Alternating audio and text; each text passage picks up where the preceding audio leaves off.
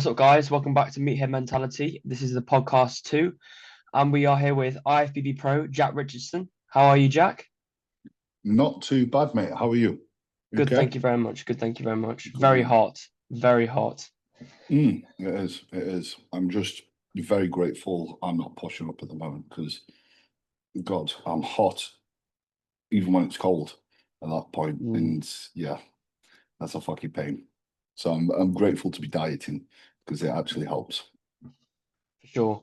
I'm very fortunate to be able to have Jack on the podcast. Everyone who know who Jack is, don't even need to introduce him like that. Um, this podcast is focused on called the Passion Series, if you didn't know, and it's basically about people who have got extreme amounts of passion for bodybuilding. And obviously, you strike me as one of those people who I follow on Instagram. So yeah, this is going to be a very good one. So the first thing I want to ask you, Jack, is where did you grow up, and what was your early life like your childhood? Hmm. So yeah, definitely a lot of passion. I literally came on this call with yourself and just went fucking in, and you were like, "Oh, we need to record." But yeah, absolutely love bodybuilding to bits, and what we were speaking about was just the passion's important, and you can't get anywhere in bodybuilding with this fake passion because it will beat the shit out of you because it's Mm, so demanding and extreme that a lot of people will come up to me and they go, "Oh man, how do you?" I'm like, the only way I do it is because I love it. And so a bit about myself, where I grew up. I actually grew up in Stoke and lived there pretty much my whole life up until last year when I moved over here to Derby, so not too far away. And in regards to growing up, now quite ironically, I never was an active kid. I wasn't a very sporty kid. I used to be one of those that just would forget their PE kit on purpose in school because like I wasn't much into football and that's all they did, right? Um, and I remember saying when I was leaving school, I'm talking about there's career advisors and they're talking about options and stuff. They're like, "Well, what do you want to do?" I have no idea, no idea. But I know I don't want to do anything with sport. It doesn't interest me, or anything to do with that. Now, when I left school, I then started the gym, and that changed a lot for me in one go. I actually went on to do an IT course in college, and I remember just becoming obsessed. And I think the difference is this was the first time I was able to be within, train and exercise in a way that didn't depend on other people. And I was in charge of my own progress. I could pick it up and leave it whenever I wanted. And there was a massive element of progression within training. That was the first passion. But yeah, in regards to actually how my childhood was and stuff like that, it was there was some turbulence for sure. I think absolutely everyone goes through the ups and downs and the adversities, and I find a lot of people within this space um, actually have that as a background, and bodybuilding it becomes an incredible outlet for them, yeah, where they can absolutely. just channel a lot of energy, and you know, like I went through a phase of living in the YMCA, sofa surfing, and the very as I was becoming an adult, pretty much trying to actually get some stability underneath me. But one of the things that helped me was really just focusing my funnel of success in life through bodybuilding, even in the very early stages. So I started Trained at 16, I competed at 18 for the first time as a teenager, as a natty. And then I was in the YMCA. Sorry, that teen season was a really, really good introduction to bodybuilding, because it was the hardest prep I'll ever do, period. Because it was just overkill in a lot of ways. And my life wasn't compatible with bodybuilding. You know, I had to work every day to fund it. I went to college to keep up with my course and get the qualifications. And I also trained. I did hours of cardio. I trained 6 days a week. I was doing like 20,000 steps, and I was eating no carbs, and this diet was like 42 weeks. But what was cool is I entered that with, I just want to give bodybuilding a go and see what it's like competitively, because I have no idea. I love bodybuilding. You know, the couple of years that I spent training, I knew I loved bodybuilding, but I didn't know to what extent. If it was the competitive side that I would actually enjoy. And again, I had this disgusting prep, and I got to the end of it, and I actually ended up winning the British in the teens, and I actually was fortunate enough to fly away to LA. The federation was UKDFBA, really good natural federation. They covered it. Again, very fortunate for that. But what that sort of taught me was this is the process of delayed gratification. And I'm like, wow, holy shit, you know, I want to do that again. Even though it was fucking horrible, I want to do that again. So then again, life happened, turbulence happened, and I'm just trying to gain some stability. I'm in the YM. I'm surfing. I'm like, I want to compete. And I remember having, and this is like pretty much the longest I've spent from the gym since starting it, a couple of months off. And that's like a really, really unusual thing, but that was down to the circumstance. And I was prepping at the time, and I had to pull out because I was like, okay, you need to sort this shit out. And then I remember, right, I'm going to compete. I need to compete again, because that gave me a lot of purpose and a direction. And by doing that, I was like, to compete, I need to have this income. I need to have access to these things. I need to do this. Da, da, da, da. And again, this was my funnel of success. I was able to channel a lot through that. And it helped me, you know, start my coaching all those years ago, and create a life where I could do bodybuilding in a way that was consistent, guaranteed, and allowed me to progress where I wanted to be. Because bodybuilding, like I say, it demands a lot. It requires you to eat well, sleep well, manage your stress. It requires you to actually earn money, because it does not pay directly, unless you're a great pro or you've got sponsors behind you, which when you're starting out is not really going to be the case.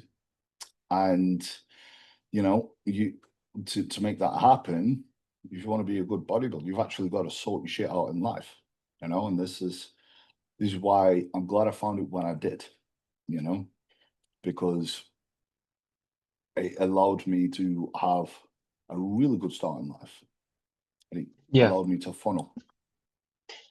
What my question would be is, you say you got into training about 16. What actually got you into the gym? Because obviously you were at college. Was it Mm, was it other people in your college, or was it what I'd say what were the influences which drove you into the gym? mm, mm. So this might sound silly, but it was just that period between high school and start college, and it's this very long period of like, it's like an extended summer holidays. I moved to a different area, so I was away from my friends in school, And I was just, I didn't really have much to do. And my cousin, who was not into the gym, convinced me to spend all the money that I had on a year's membership at some shitty commercial gym. And it was like, I'll go with you all the time. And I think he went like 1 or 2 sessions.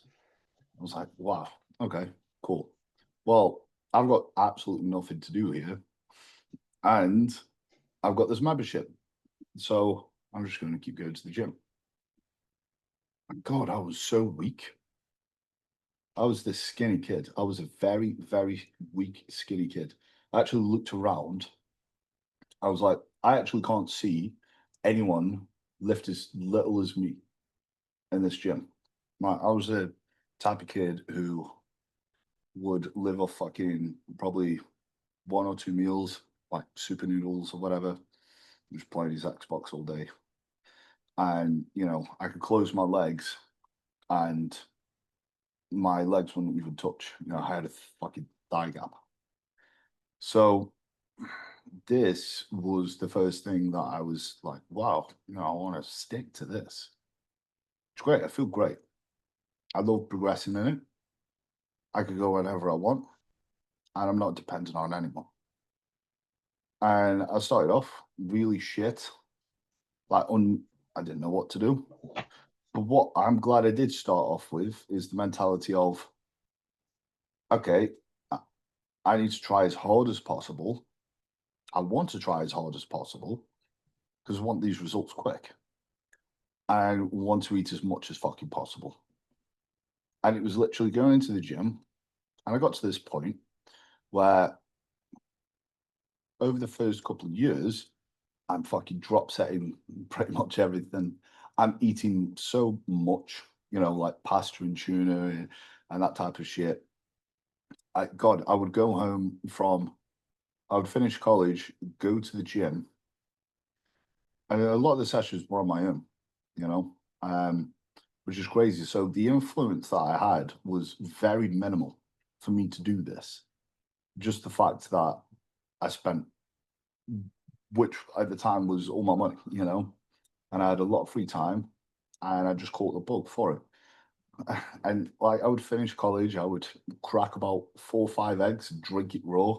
I would eat like a tin of sardines, drink a glass of water, and this is me at like 17 years old. And I'm going to the gym, and I'm doing supersets, I'm doing drop sets, I'm training until I'm done, I'm toasted, and then carrying on, because I just loved training hard. I knew my mentality was I would look at people like Dorian Yates and think, right, that's how hard I need to work. And for some Yeah. reason, even before I wanted to be a bodybuilder, this was my mentality that if I'm not willing to do it, someone else will. Like as if like I'm already in this competitive mentality, which Yeah. seemed very premature. Like I was a bodybuilder before I realized it in a way. I just knew that I just believed what I was doing was the best to make progress. I want to put on size, eat shitloads, and train really fucking hard. Yeah. Would you say so? Obviously, you going to the gym was just basically, as you said, like you had a lot of free time, and obviously you had that friend who convinced you to get the membership. Would you say who were your inspirations and people who made you even more of what you already were in terms of as that mindset towards bodybuilding? So you talk about Dorian Yates. Was there anyone in your life, like anyone who you knew who influenced you and made you more driven and determined to do bodybuilding and further it? See, I got into bodybuilding at a very weird time, right? Because it was right before it picked up on social media, before I, had an Instagram or whatever. I got into it then.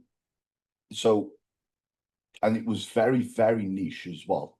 It's still niche now, but Yeah. then I didn't know a single bodybuilder. And realistically, and this is why it blows my mind looking back at it, how I actually got into this, because it took minimal influence. It was literally me going to the gym, and there were other people roughly my age there who liked bodybuilding. I would look at, I used to, like a lot of young lads, love Arnold, watching Pumping Iron. It sounds very cliche thinking back, but also, I had some friends who they were the bodybuilders, right? They were the ones who were going to compete and stuff like that. And, we'd be looking, Mr. Olympia at the time was Phil Heath. Crazy, right? And, then I learned about other bodybuilders like Kai Green, Rowley, and watched Generation Iron. So it would pick up from that. And then I went to Body Power. I saw a bodybuilding show. I saw these bodybuilders. So it was this gradual thing that picked up. And then I was like, fuck it, I want to do this.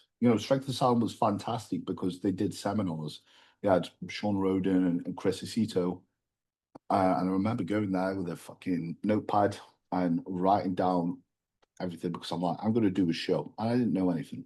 I didn't know there were coaches. I didn't know whatever. And they're talking about sodium manipulations. And at this point, I don't even know how to get into a deficit or what it is. So I'm like, okay, there's a mismatch here. I'm the youngest kid at that seminar by quite a bit, and the only person who didn't seem to be a bodybuilder. But I would spend all my free money on bodybuilding, and yeah, I was like, I'm going to do a show. And I remember speaking to a coach. This was when online coaching had just started out. So this is the only online coach that I knew. And I was like one of his first ever competitors. So this is how fresh this is. One of his first clients who was like, Ryan, let's do a show. Because I was like, this is when I realized I don't know what I'm doing, So my first ever time like actually following a plan in a diet was when I went for a bodybuilding show. And again, social media wasn't overly prevalent. So I did the prep.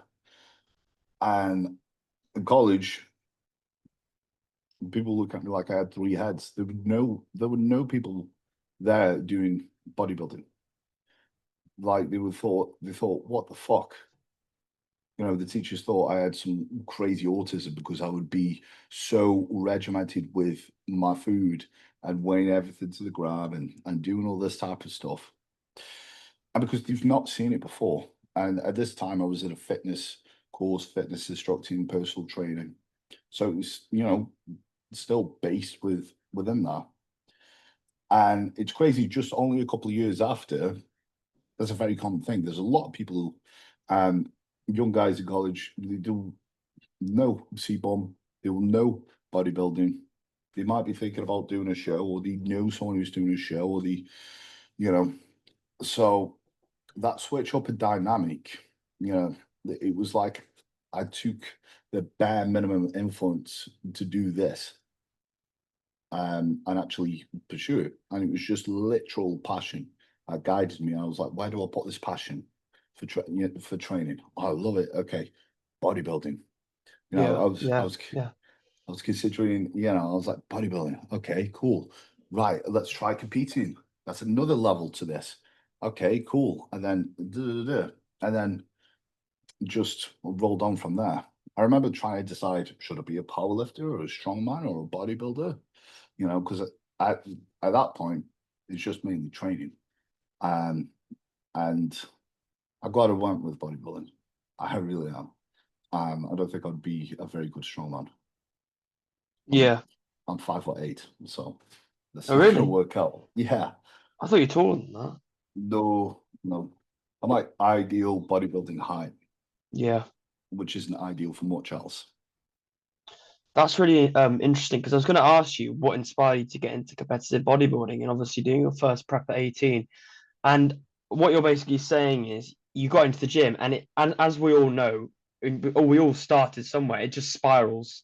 you know, you start training, you start looking at bodybuilders, like you said, like Kai Green, Phil Heath, Yeah, and then you go to the places and you see them in person and yeah. think, oh, I want to do that, and then it leads to that, which is yeah, 100%. And you know, from there you get to know more people. I then eventually got Instagram, and then obviously competing in the shows, you connect with other bodybuilders. And I remember, you know, meeting AJ, and he was, well, he's pretty much my age, so we were both like teenagers. I went on his podcast, and that was like the Teenage Muscle Radio, and I was speaking to him about his stuff, and he's competed, and I was like, whoa, I've never seen this guy, never seen someone with this much passion for this. I thought I was fucking crazy. I thought I was a crazy person because my passion, my what I was pointing into this, I'm basing this off purely Olympia level competitors because that's all I've been exposed to. So then it became quite refreshing to see other people, and a lot of those people are still about now, and they give everything to it, and that's the awesome thing, you know, is those people where I was like, wow, there's a lot of passion here. They actually, you know, AJ is a great example. He's made a whole lot for himself within the space of natural bodybuilding, and just, you know, since that, when I first met him, as when we were both teenagers, and that's what passion does. And when you have that funnel of success, I'm going to succeed within my passion, you'll be surprised at how much your trajectory of life goes up, yeah, because there's nothing that is stronger for discipline and motivation than the passion. for sure, absolutely. Um, how would you say your training and diet changed when you obviously you were in the gym, in that commercial gym? I don't know if you were in that commercial gym when you were like around the time you first started prep, because obviously you started going to the gym at 16, then obviously you did your first year at 18. Were you training at a different gym then? Or were you still at the same commercial gym you started off with? Mm. Yeah, so I was training between, at that point, between the commercial gym, which was like a 20-minute walk, and then Strength Asylum, which was an hour's walk. And what I would do is I'd treat myself to sessions at Strength. And sometimes I'd miss my last lesson at college to go to Strength Asylum, right? And that was my treat. But once I got into prep, I just went more and more there because to me that was a bodybuilding gym. You know, it still is.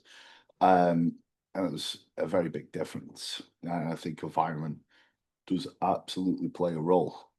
And obviously, you know, that's where that's where I did meet my first coach.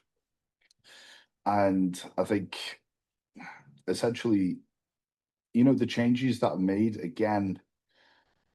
So the first prep I did, and again, this is why I like it, because it was like I just jumped straight into the deep end with a lot of this shit. I was eating plain chicken and rice. I was eating, a lot of the time I would eat it cold because I'd be, and I have no seasoning.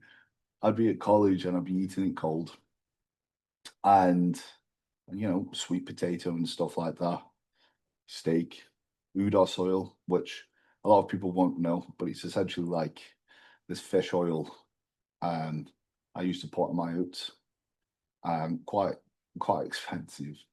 Um, it didn't taste too bad, to be honest, but it would be the most bro diet, the most bro split, because this was before, you know, even when JP came in with a lot of his philosophies, like the top set, back off set, you know, the high intensity, low volume, the push pull legs type of split.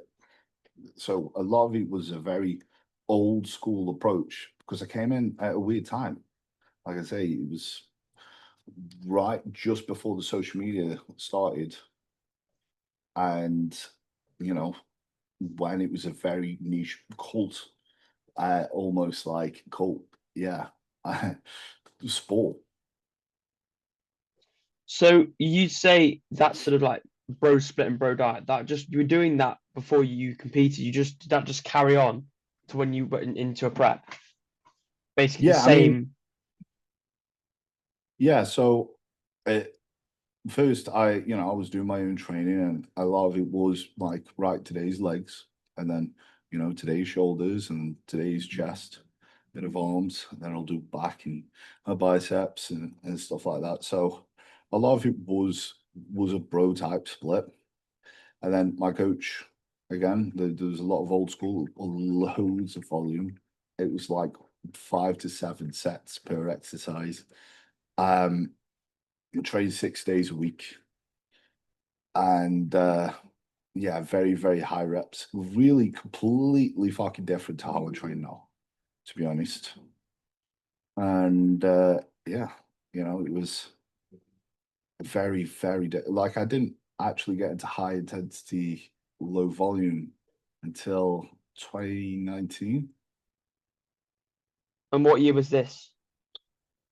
What So what year did I you I first compete I in? was so I first competed in 2016, but I was training, with a bro split type style since 2013-ish.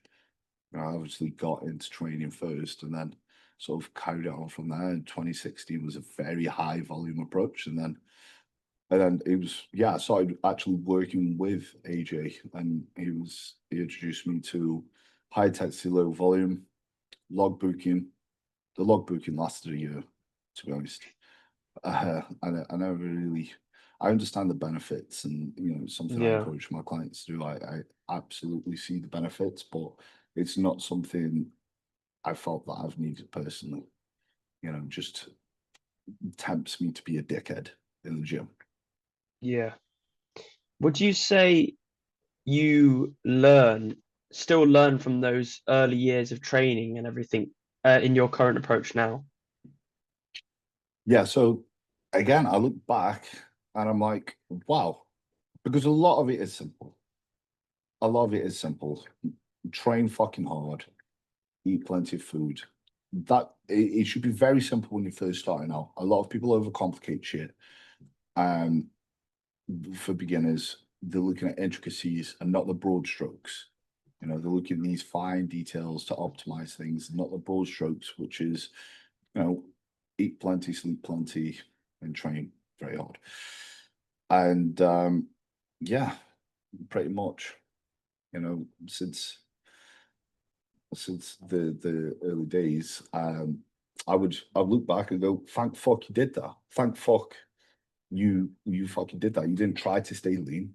You just ate like a motherfucker, and you love training. Like, fatigue management wasn't actually a thing. Deloads weren't a thing. Again, this is very much before any of this was, so it's crazy in such a short space of time how much overwhelming amount of information is out there. But prior to this, it was very limited, and that's what I Mm. also think back to. So I'm like, wow, cool. I'm glad I was able to grasp that. And also, it taught me that there was a decent intuition I had from the beginning.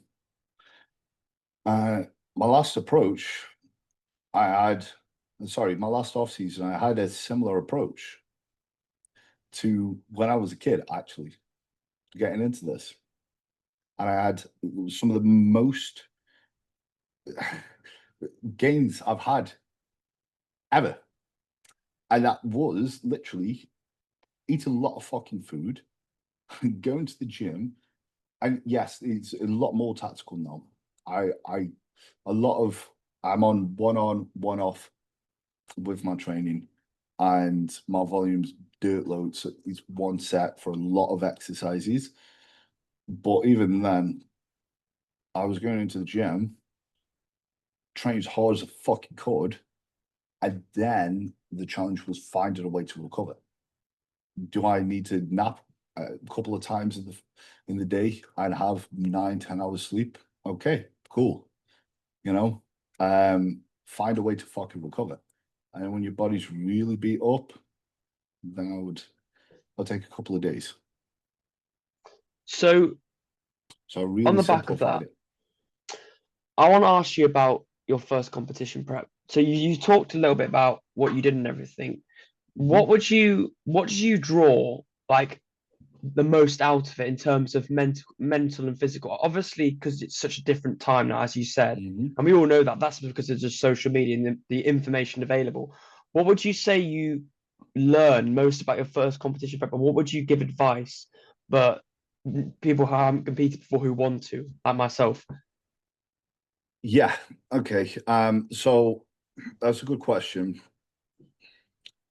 A lot, like I said, I'm thankful for that first prep because it taught me mental fortitude. It taught me to find a way, find an excuse to do the thing. A lot of people will use excuses not to do the thing. Oh, this happened. Like my life was far from ideal with that prep. And I funded things myself as an 18-year-old. And I would work every day to make sure it was going straight into bodybuilding, you know, and that's what it taught me.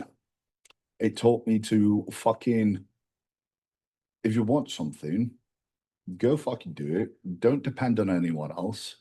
And if life isn't complimenting it, we'll try to find a way that it does. If not, we'll fucking bully your way through and and fucking do it anyway. If you really want it that much. At the time I did, because this is the first time I've ever wanted something to that degree. Where I was like, oh, I can actually be good at something. I'm gonna really fucking find a way to do that. I didn't have to.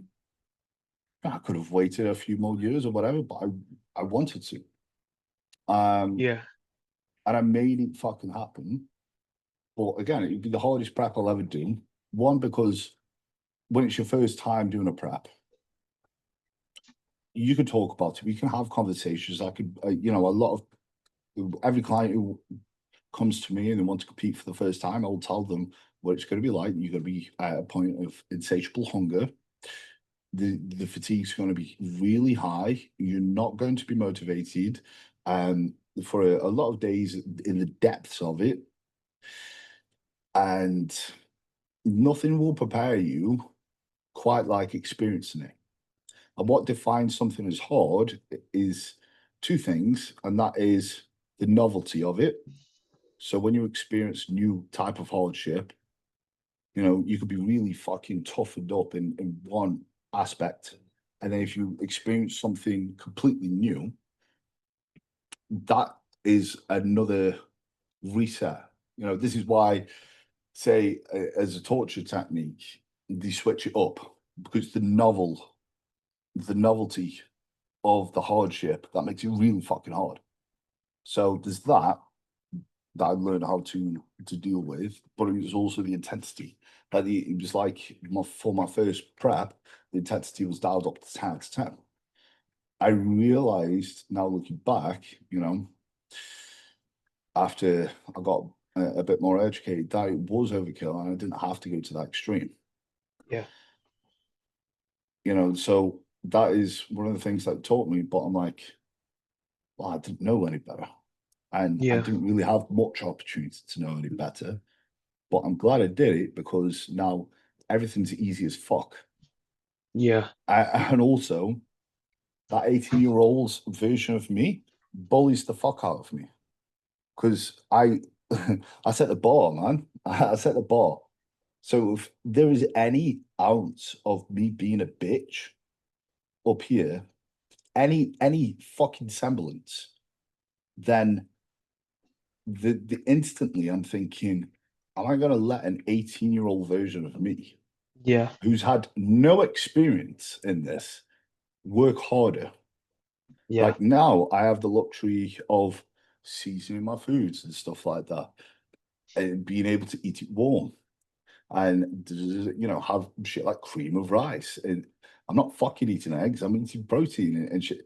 So it's those little things where I'm like, hmm. But here's a cool thing that it taught me was, so here's like a few practical things that you can use. Keeping my food plain in a diet helps with food focus. because since then I tried macros and tried to make all my food nice and fancy in other preps, and I'm craving my fucking bag off. You know, my food focus is high. So that's one that's really, really effective. And also keep yourself hardened, you know, don't become complacent and then lazy. You know, keep yourself. This is why I like prepping, because it forces me to go to a place and it keeps that skill of resilience there and finding that place to get shit done. That's really interesting because it's almost because obviously you set a bar so high when you're 18. Every time that you slip a little bit in a prep or whatever, you just know like you can't let that younger self beat you, and then you just switch on again. Yeah. I mean, That's really it's not cool. even like a prep, you know. It's Yeah, like, because again, bodybuilding's all the time for years in a row. It'd be moments in the off season. I'm like, I don't really. Yeah, you would have done it when you were 18. You were a kid then. So why don't you fucking do it now? yeah, And obviously, it's my job now. So there was no fucking excuse. If I didn't yeah, have an excuse when I was 18, there was no fucking excuse ever to be off my yeah. shit, because that's the powerful thing about doing shit. You know, if anyone listening to this has low self-esteem, low self-belief, do some shit. I started this when I was 16, you know, there was a lot of insecurities. There was a lot of self-esteem issues, and as there is with young lads, right? A lot of young lads will go to the gym to help with those issues. And what really helped me was doing that hard fucking shit, you know, and going, wow, I'm capable of doing that. And there was no way of knowing that unless I went to that fucking extremity that I did. So that was like fueled me. I'm like, I'm capable of this shit. That gives me the confidence moving forwards. Essentially, what has happened is I've been backed by the reality of my own actions, and that has given me belief moving forwards. Well, if I could do that, then I could do this, then I could do this, and then da da da da. That helps me level up my ambition. How would you personally measure success as a bodybuilder? And this is a really interesting question because It is I think a lot of people answer this differently. Some will say, well, success is defined by how many shows you win, or yep. people could say success is by how much you lift, whatever it is. And what do you think defines success for you as a bodybuilder? What is it? Very, very, very, very good question. So the what has my incentive for bodybuilding has changed over time, and I've grown within the sport, because success did used to be, "Oh, if I lift this weight, then that means Yeah. I'm this type of person." You know, success, a lot of people will depend on validation for success, right? A lot of people depend on the show placings or winnings or whatever. But then you do it long enough, you lose enough shows, you win some, and you just experience some shit. You realize that the weight lifted is relative. You know, there's people who are bigger than me who don't lift as much, you know, and they'll, that's all it is. So it's relative. You know, people don't go on stage and go, there's no one ever that goes at a bodybuilding stage and the backstage you go, oh, how much do you lift? No one's saying that shit. No one. Um, so that makes you realize that, right, okay, cool. And there's, you'll be surprised that, like, if there was a chart with the placings of each bodybuilder and what their feats of strength were, it would be so up and down. It's just relative. And again, the placings, a lot of the time you can't help. You can't help who turns up. And it's a subjective sport. Different federations have different criteria, for example. Different judges have different preferences. And so with that in mind, you can't even guarantee the placings. As if you depended on things that like, because you could look, I've done this before, you know, I've gone away for a couple of years after winning shows and then coming back and I'm losing shows, but I am a much better bodybuilder.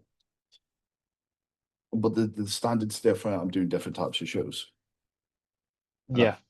That was a fuckery in my head at the time. But great, awesome. Because all these are lessons. All these are lessons that are very, very important. And that has led me to the win of bodybuilding is just simply improving. Yeah. Like the strength wins are, can I do more than I did? Or can I do it? Can I lift this weight better? You know, it could be the same weight. It could be for more reps. It could be cleaner or whatever. Am I training better? The win for me, am I smarter? Am I applying myself better? Is my standard of physique better? And that's where I actually came to the realization of it doesn't matter if I place or not, because I'm still going to do this anyway. Yeah. Because I remember going to shows like this absolute all or nothing mentality. If I lose this show, I'm a shit bodybuilder. I should do it. If I do win, I'm a great bodybuilder. I should carry on. I lost the show. I'm like, oh, am I going to stop bodybuilding? No, I'm going to carry on because I fucking love the process. So the Yeah. win is getting better within the process. And as long as you're beating your past self, you are winning. And that is Yeah. a fact. So I remember saying this to at the Prague show to an Olympian, because at that time I'd reached this epiphany. And I'm speaking to him, and he's not too pleased. He's a bit annoyed because he feels like he's not placing well in this particular show. And you know, it's worse than his previous show placing. And I simply said to him, I was like, are you do you look better? Do you feel like you look better? It's like, yeah, I do. I was like, there you go. You've won. That's the win. You know, Yeah. this placing, malarkey. It depends who fucking turns up. Like Seaborn and Sean Clarita and Martin were competing at that show. Fucking ridiculous, right? Standard. So obviously there's that. And again, it's so subjective. So what the advice I would give at the end of my ramblings to people listening is if you're don't depend on things that you can't control for your own sense of worth. Yeah. You know, because then your own sense of worth is going to be fluctuated up and down. If you depend on validation, it takes one dickhead who doesn't know you to project some insecurities on you for you to feel worthless. You Yeah. know, if you don't want to give Yeah. people that fucking power, you know, No. you don't want to feel good only if other people praise you. No, you should feel good because you're fucking stuck to your word of being disciplined within this and you've improved. And you can see that change, you know, in your performance in the gym and within your physique and transformation photos. You don't want to depend on, oh, that guy lifts this weight. So if I don't lift that weight, I'm shit. Because that's fucking relative. He could just be fucking very biomechanically gifted in that movement. Or he could have been doing this longer. You know, you compare to other people for your own sense of worth. Yeah. So many differences make the comparison actually impossible for it to be fair. The only fair comparison is with yourself, and that's the Yeah. only thing that you can control within this. And that is very sobering in a way.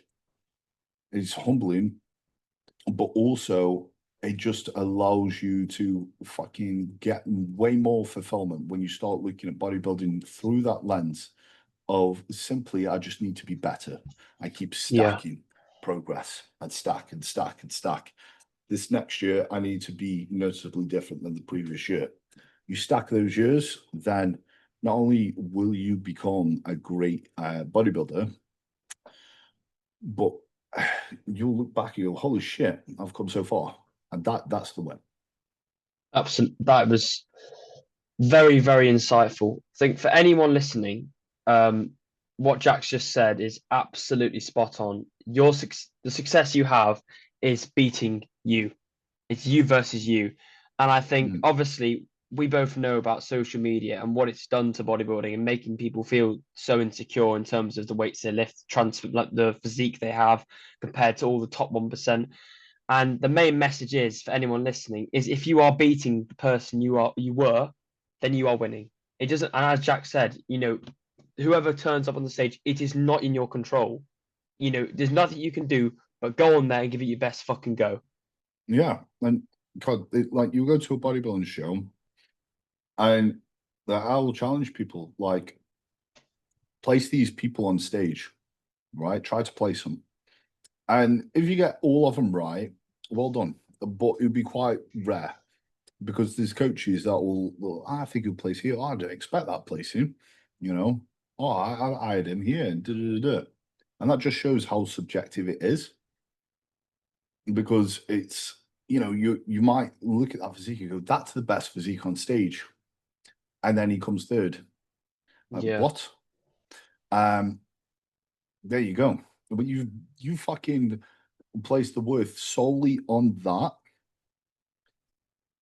And it's the difference between someone going, you're first, you're third. Uh, when you look at it like that, you realize, that's kind of a ridiculous way to define my worth based on that, really. yeah, It's like, yeah, okay, maybe I place a little bit lower, but fucking hell, I look 10 times better. yeah, for sure. Would you say your competitive journey as a bodybuilder has been fulfilling? Would you say overall, through every prep you've done, every competition you've done in bodybuilding, has it fulfilled you for what you thought it was going to be? Sometimes no, but in a way, it was what I needed to go through. Yeah, And that's the beautiful thing of hindsight, looking back. It's like, God, I'm going into the show and I really want this season to go this way. And it absolutely doesn't. And it's a lesson of resolve. It's testing me. It's testing me to see if I can get back up after being kicked down. And then you go away and you work really hard. I'm gonna win, I'm gonna win, I'm gonna win. Right? You apply yourself fucking more than you've ever done in your fucking life. And you come back, you lose. What the fuck? At the time, that's not going to feel too fulfilling. But when you fucking get up again and you go and then you actually get the win, you then yeah, fucking realize that one, again, it's what we just said, it's about just being better. Simply, yeah, it's just about being better. But also that those times that you're being tested would make you stronger, and it makes the victory so much more fucking sweeter, so mm, much more fulfilling. yeah, It's like I had to eat shit before I got the pro card, but I'm glad I did because I got it I got humbled. Um, I went through epiphanies. I had to keep getting back up, and I won it at a time when I said to myself, and this was right before I was winning it, I was like, I will get back up again. I'll get back up again.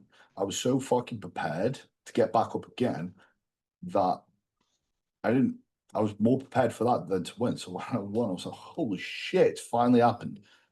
I visualized this for so long.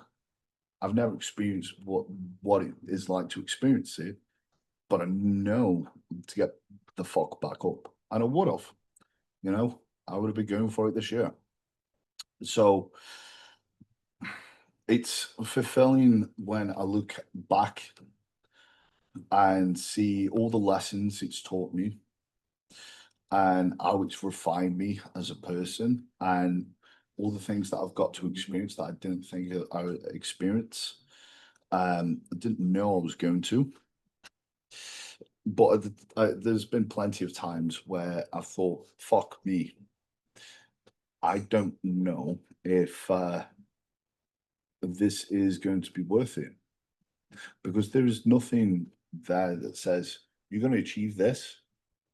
You absolutely will achieve this if you work hard for it. There's no guarantee. So you're just literally bleeding for a process in just the hopes that it will pay off at some point in just the fucking hopes.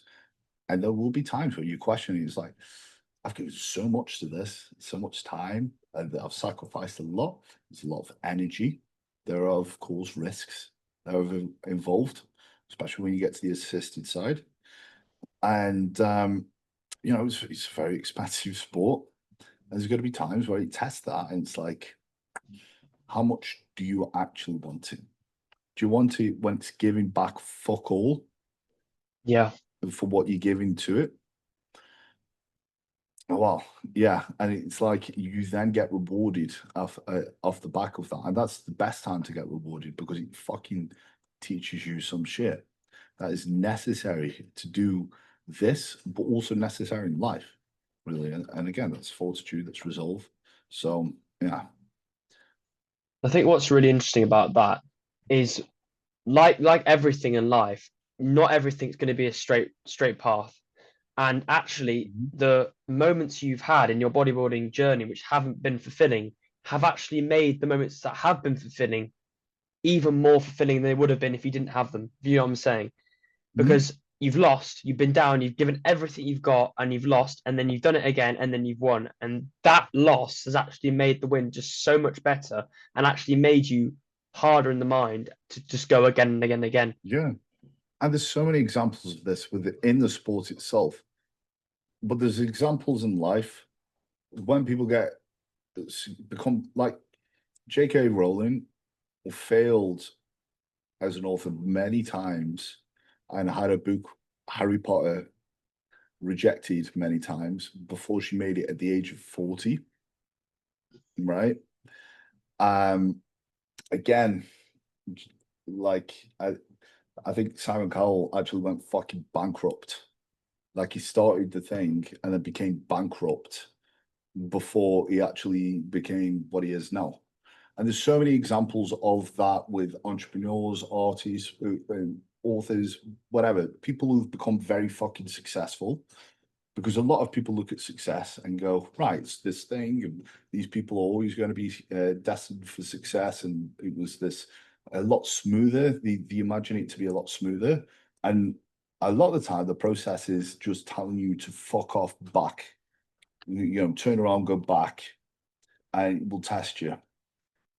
And, you know, the time that you feel like giving up within it is, but one of the things to realize is that that moment right there, that's what the hard feels like.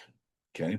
So when you say to yourself, I'm willing to do whatever it takes, I'm willing to work as hard as I need to. When you feel good and you know, you put a hard session or whatever, that's not what it's about. It's about the day you wake up and everything's telling you to stop doing this. Yeah. And you've got people telling you to stop doing that. That's the hard, right? And that is also when most people give up.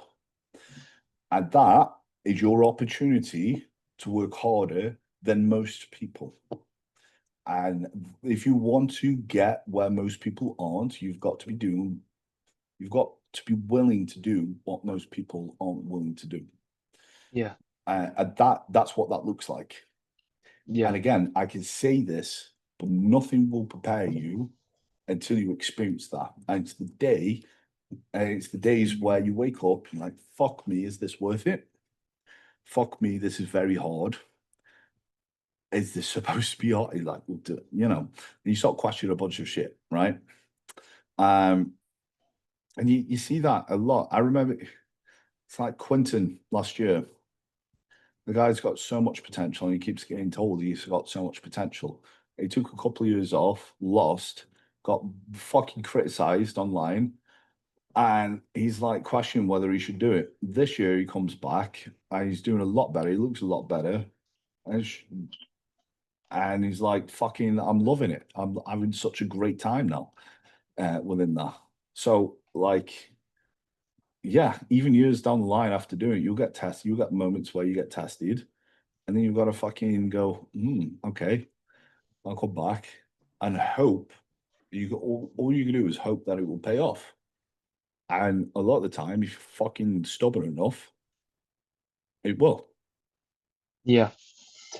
I mean, the main thing I want to ask you is, I think this is quite an interesting question, is obviously your IFBB Pro. How did it feel to reach that status? Did it feel like, as much as everyone says it is, like, you've reached the pinnacle, the professional league of bodybuilding? How did it feel after all that work? Because obviously, I've seen your video on you self-coach yourself through that whole process to get your pro card. How Mm. did it feel? It's almost undescribable because of, again, everything that I went through to get there. If I had got the pro card like a few years earlier, it wouldn't have felt like that. I'm glad I bled as much as I did for it, And I think it's worth, like, if someone came up to you tomorrow and like, there's the Mr. Olympia trophy, you're now Mr. Olympia. You feel like, oh, this is cool, but you, it wouldn't feel the same as You actually haven't getting worked you for it. to, you know what I mean? So Yeah, yeah. there's that, right? And like I say, everything that I've said added to how that felt. And when I won it, I visualized it for years to the point where it was autonomous, to the point where it was like obsession, because it would just be in my head. It wouldn't be, right, I'm going to visualize what it would feel like. What does it feel like? No, I'm thinking about it automatically every day for years, and then years, and then years. I'm thinking about it and visualizing it, and I can't stop. And that's bullying me to actually do everything I can to make it happen. That's keeping me accountable. It's like this gift and curse of obsession. And then the process again teaches you to keep getting back up, and then like I say, I'm just about to win that, but then it felt like more of a symbol, because when I actually achieved it, I was just ready to go again, because I was ready for the process of doing it. And this came at a time where, because I self-coached, my whole one of the big reasons was to be able to see myself objectively, and also to be able to really regulate how there's a lot of self-control that comes with that. And if I can connect my mind with my body, as hippie woo woo as that sounds, then I know fucking won. And just before I got and posed for the overall, I looked at my body. People had coaches telling them what to do and having a look over them. Do you need this? Do you need that? And I looked at my body. I felt it. I was like, I need one square of dark chocolate. Like, it was this intuition. I had it. I went on stage and I'm posing and I'm improving, because it was helping me to not be faded. And yeah, and then it was like the pro card was the symbol. It's like, right, now you've earned the fucking right. But also, for people listening, this is something that I became aware of before winning it. This pro card is merely a key to the gate. That's what it does. It allows you to compete as a pro, right? You don't earn your pro card and go, right, I fucking made it as a bodybuilder. Ooh, everything's plain sailing. No, it's literally everything you've done there is to get into the fucking gate. Everything you've done as an amateur to compete, or whatever, is to get to the gate to compete with the big boys there. So when I got it, I was like, right, time to apply myself more where I can. Now was my chance to actually, it felt like beginning, again. Yeah. Because technically you are, you're in this league, and then you're bottom of the pile again. It's cool. It's like hitting a fucking another prestige at COD. So you feel as though getting the IFBB Pro card wasn't necessarily like that you got it, that's it. It's actually like, I've got it. Now it's time to get to work even more. Yeah, yeah. But in my mind, For years, although I visualized the pro card, I was visualizing being on stage with pros, being on the Olympia stage. I would look at the Olympia streams and go, one day, I'm going to be on there. I'm looking at that now. It's just that to get to that point, first of all, I need to get my pro card. And so when I made the decision to go assisted, I was like, okay, everything I'm doing now is to be a pro. People are like, well, you need to steady on, But I'm like, it doesn't matter. It doesn't matter about anything else other than getting the pro card as an amateur. That's the only thing that is important to me to achieve. Everything's just going to be a stepping stone to get to that pro card, so I could get to that next stage. Now that I've got the pro card, I'm like, cool. What's the next stage? Well, my next stage is to climb up the ranks of pro shows and win a pro show, qualify for the Olympia, right? And so everything I'm doing now is to make sure I can be good enough to win a pro show. Yeah. That's the new thing that is in my mind. And it's the same mentality, the exact same mentality. I'm going to keep throwing myself at it until it sticks. Yeah. Until I get it. I'll get up, throw myself at it, get up, throw myself at it as many times as I need to until I get that. And then when that happens, my next thing is, right, okay, cool. Now, how can I keep improving? How can I, one, find a way to keep coming back to the Olympia and also improve my placings? And it'll be from that. How you're basically attacking your next competitive seasons and your chapter as a bodybuilder is simply just going again and again and again and just getting better and better and better and getting, whatever, fifth, fourth, third, second, win the show, Olympia, and just keep going until that happens. Yeah. That's your process. Yeah. But again, my main focus is being better than I was. So this prep, for example, I'm currently on prep. I'm currently roughly 12 weeks out. I'm looking at myself. I'm like, I'm ahead than what I was last year. My scale weight's higher and I'm leaner at this weight. And I'm also ahead for where I'm at in the prep. That's a win. I'm winning now. This is me winning. That's going to be my win. Of course, I want to win a show. Of course, absolutely. And that's going to be the goal. But the main primary thing that will actually make that possible is constantly get better.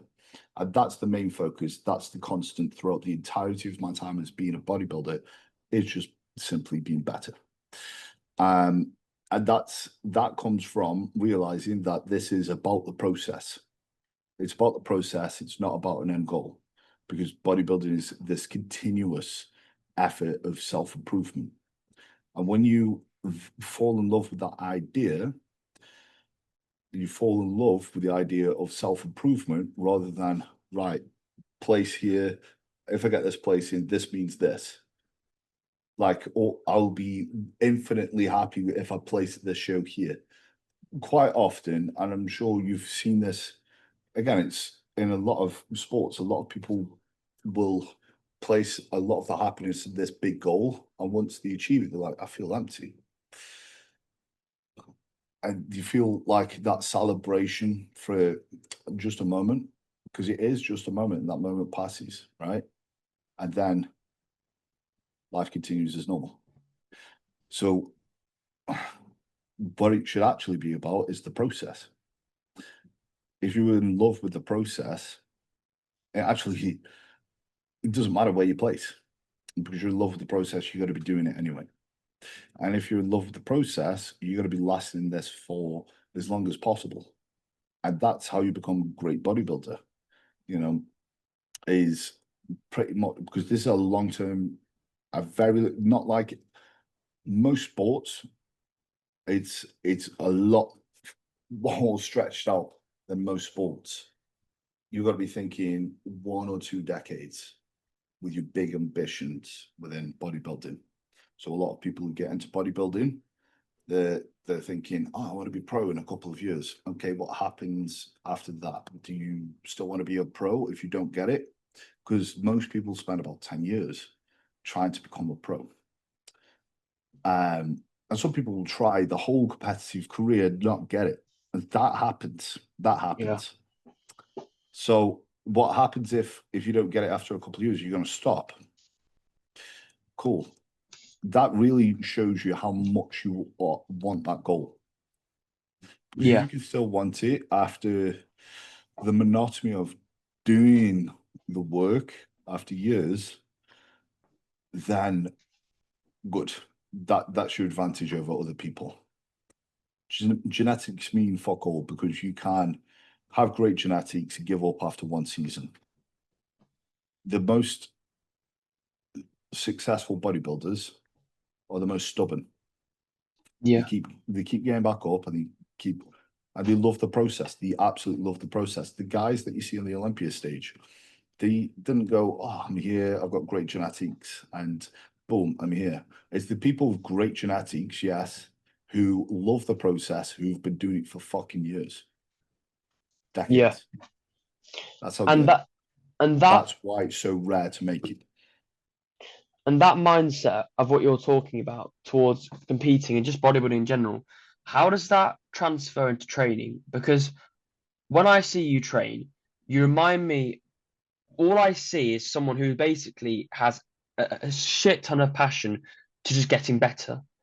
And I see that in people like JP when he watches old videos, that mindset, and that you can see it of just attacking the training to get better.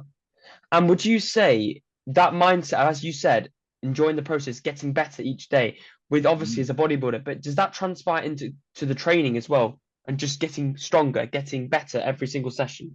100%. You know, because when you set a big goal in bodybuilding, it can take fucking years.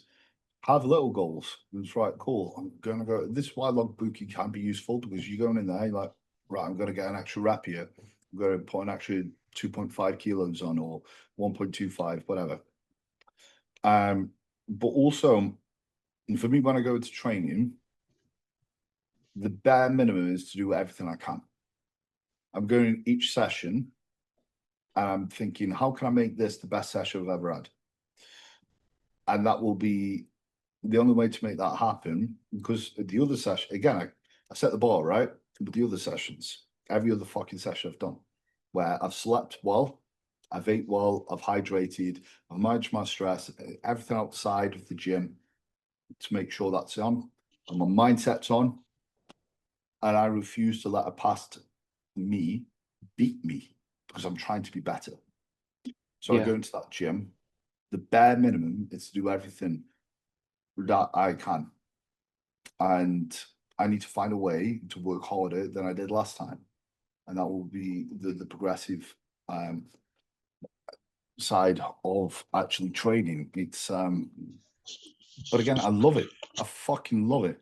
You know, I'll go in and I'll train until I'm about to fucking die.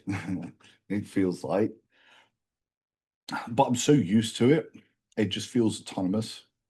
Yeah. Because I've done it. It's like, again, one of the things that I said, like, defines what hard is the novelty of it. And this is not novel for me, because I've been doing it for fucking years and years and years, training this way. So I am accustomed to training that way. That's the bare minimum. And I go in there and I'm pretty much present and enjoying the fuck out of being able to have this outlet. And again, there's a lot of, because God, my mindset's changed so much throughout this. It's evolved, right? Because there were times where I would go in and I'm the teenager, right? I'm like, yeah, I want to lift this weight. And if I lift this weight, yeah, I feel fucking sick. This is great. You feel awesome when you lift that weight. And you know, now I'm like, I'm grateful that my body can fucking do this. I'm grateful for all the sessions that I've put in that allows me to be this strong, because that wouldn't have come without the fucking 17-year-old Jack, the 18-year-old Jack, the 19, 20, 21, 22, you know, all those versions of me fucking going after it. And then building up on top of that. So that's the awesome thing, man, is just stripping it back and going, fuck me, what a luxury it is to be able to fucking go to the gym and move my body like this and enjoy it. A lot of people go, oh, I've got to do this. Now you get to do it. It's a fucking choice. And you're lucky. You're lucky. You should dare complain. You know, the fact that you can complain about it is a privilege. It just shows that you're spoiled, right? If you don't want to do it, don't do it. But you get to improve yourself. There are people out there that don't. Yeah, you know, for sure. You ever had a fucking injury, or you know, you feel you've just been ill for a week, you can't go to the gym. It's awful. You know, yeah. You're like, fuck me. All I want now is the ability to be well enough to go to the gym. Yeah. It just goes to show there's a lot of things within this process that people overlook that they should be grateful for. And that will make it far more enjoyable if they were actually acknowledging it, you know?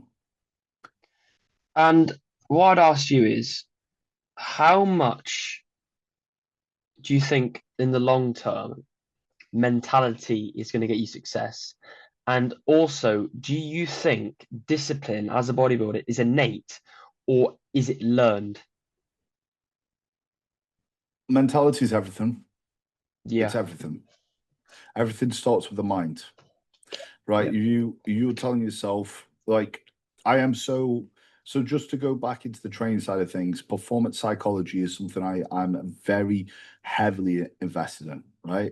So you see me like, yeah, you know, before like getting aggressive and hyping myself up before is to get myself to a place where I can lift that weight that is the heaviest I've ever lifted before a lot of the time, and it feel like piss, right? Because if I go in there and I'm like, oh, I don't think I'm going to lift this, or I'm feeling, oh, I'm tired, and I give energy to that, then I'm going to train like a bitch. Yeah. Right. So your mentality is everything. You've got to do everything to keep that in a great place. And again, without a strong mentality, you can have the genetic gifts, you can have the muscle insertions, you can have the muscle bellies, you can have the ability to put on muscle easy, get lean, fucking quick. But it means nothing if you get to that hard day and you're like, yep, that day wins. That day wins. Yeah. I can't beat that day. Then yeah, that's why mentality is everything, right? Everyone who's gotten far in bodybuilding, they've had to have a great mentality. And a lot of people go, oh, it's just genetics or steroids. Nah. These people are fucking they're built different, man. A lot of these guys are built different, and they have to be to actually get to the place where they're even attempting, you know. And the other question, what remind me of it? The other side of the question. The question was, do you think discipline is innate or do you think it is learned over time? I think it's both, for sure. There is this combination of nature and nurture. There are some people who just simply don't have it. And then you could question, well, do they want it enough? You know, like if there was enough motivation to go get that thing, like intrinsic motivation where they want it, like they fucking need it, then they would be applying themselves with more discipline. So maybe they could apply themselves to a different thing with that level of discipline, you know, because they want that thing more. So there is that side of things, right? But there are a lot of people, but and you know, a lot of coaches will say this from experience. You get to see the differences between people who have it and don't, in regards to the mentality, in regards to discipline. They're willing to follow everything to the T. And again, they find excuses to do the thing. And there are people that simply will find any excuse not to. And also, discipline, again, I see this. This is the awesome thing with coaching. I love it, because I get to see other people and widen my perspective of other people. Because I've seen people build resilience and discipline through coaching for years. I'm like, they're fucking, yeah, the visible transformation that they've made with their physique, awesome, great. But the invisible transformation that no motherfucker could see, where they've built that shit up here, fuck me, that's impressive. That is impressive. But yeah, like I could say there was definitely something innate in me, because looking back, I was more than happy to just pick it up and go hard as fuck from the very beginning and go for it. Yeah, but if you were to ask me how disciplined would I be at folding fucking clothing for 3 hours, it's going to be tough. You know what I mean? So Yeah. passion is important, And for your discipline. that's interesting because what you're saying is discipline actually depends on what you're doing. Obviously, that's like quite obvious. Like you're not going to be as disciplined to the things you don't enjoy as much, but you feel as though that discipline actually relies quite a lot on what you're actually doing. Because obviously your attitude to bodybuilding is going to be a lot more disciplined for that because you love it rather than stacking shelves. You don't just think, mate. Yeah, great discipline's example. everything. Because 100%. Because God, I used to work at a job where I'm stacking shelves, right? And there were people that run rings around me. Yeah. And because I just was not interested in doing that. And I'm like, because I couldn't see a future or a progressive element within that. And because of that, I'm like, I'm not very motivated to do this other than the fucking minimum wage paycheck. So again, bodybuilding has been my funnel success because I'm passionate with bodybuilding. So if I can put my passion in a way that I can earn money from it, i.e. coaching other people, then I get to really, again, like showcase and make the most out of my discipline, because I don't have, what people have said to me, and you'll probably say it to yourself, and there's probably a lot of people who've heard this, I don't know how you do it. And you love it. And I also think about the people who are stacking the shelves, I don't know how they do it. Don't know how they do it. I remember working at Tesco, and there was people with a badge saying worked here since 1970 something. Like, do you enjoy your job? No. Did you want to do this? I have asked these questions before when I was working with these people. No, I didn't. I'm like, honestly, you're fucking tougher than me in that. Could not do that. Absolutely could not do that. Yeah. 30 For sure. years, do something that you don't like doing. Yeah. Very hard. That's a different level of discipline, man. Yeah. That's another thing to fucking think about as well. There's actually been motherfuckers who have had to fucking work in the pits, and do jobs that aren't glamorous, ideal, or they don't like, because they had to. Because they had to fucking make money to put food on the table and to be able to keep a roof over their heads. Like they didn't have a choice, And there's another thing that I think about. It's like, fuck me. It's, if I was born in a different time period, I would have been able to fucking bodybuild. No. I'm grateful. I'm grateful I get to fucking, diet my dick off and feel this fatigue and hunger and whatever. I'm grateful that I get to do all that shit that comes along with it. Yeah. I think going back to the training, I mean, this is very controversial and very hot right now. What is your opinion on the science-based lifting situation? And I'm sure you've seen it. What do you think? Yeah. Okay, here's the thing, right?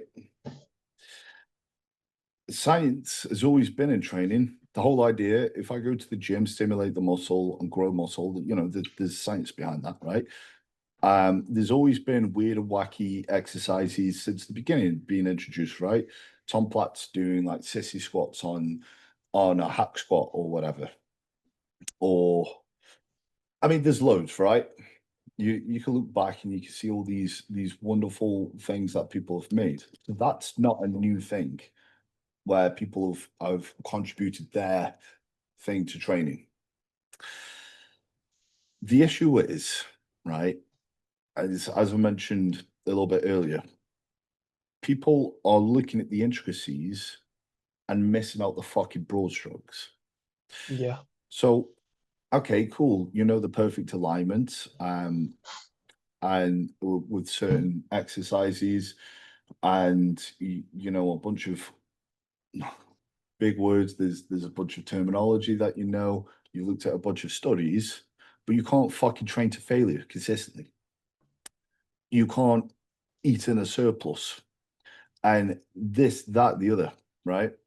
You can't, if you can't do the main contributors to progress, you have no fucking business looking at the intricacies.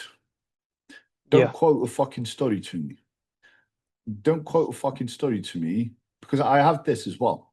People tell me shit that I'm wrong. I'm like, bro, you're very, very clearly in your first year of training, right? Everything you said, I've tried. Everything, Yeah. everything I've tried, and I've tried a different variation of it, and you know, you can't tell me that you can't grow off a drop set. Yes, I understand. You can't be drop setting fucking everything, but you can't tell me it's impossible to go. You can't tell me it's impossible to grow from a drop set and then fucking throw a study in my face when I've grown off drop sets on certain things when used wisely, right? So what it is this, but training's a balancing act. Bodybuilding is a balancing act, right? And essentially, what you want to do is when you're first into training, you want to focus on the very simple things. I've said this a lot in this podcast. Eat plenty, sleep plenty, train hard, right? That's it. That's it. You get a shit ton of progress with that. Don't think about fatigue management until you've been at the place where you fucked up. That has its merits, but you've got to earn the right. Okay. And that comes later down the line when you're much stronger, you can output a lot more. And then you can think about fatigue management. That comes years down the line, right? By thinking about that now, you're doing yourself a disservice because you're worrying about something that is very hard to get to where you're currently at. Yeah. As a new beginner that doesn't have much strength and much output and much size. You know, that's being on looking at this end of the scale, and you're here, you know. So you've got to like these things can make sense, but there is a time to use it. It's not for the fucking, a lot of the shit is not for the beginners, right? Another place where the balancing act is okay, there's this, right? I'll put it simply like this. Intensity means fuck all without any accuracy. Because if you're not on the muscle, of course, how the fuck are you going to stimulate it? Even if you try and, you know, as hard as you possibly can. Accuracy means fucking nothing without any intensity. Yeah. So every individual should find where they should be balancing themselves more. Some people, a lot of people need to learn how to fucking train harder and actually train to failure, you know. And there's going to be some people out there that need to balance themselves the other way. You go, right, okay, I need to just focus on a bit more accuracy. Everyone needs to keep walking this tightrope of balance. And you know, there's I have to balance myself in my training. I need to make sure I'm not being a dickhead. And just because I can lift something doesn't mean I should. You know, I can't lift things like and swing them about and shit. But at the same time, I absolutely cannot go into the gym and train like a fucking pussy. You know what I mean? So I can't be so form focused where there's zero intensity, because that's a key driver of growth. So really, to simply answer this, are studies useful? You know, is science useful? Yes, when it's applied properly. But a lot of people are overcomplicated shit for where they're at in the training. And the frustrating thing is they're overcomplicating it with barely any experience. And there's this arrogance towards it.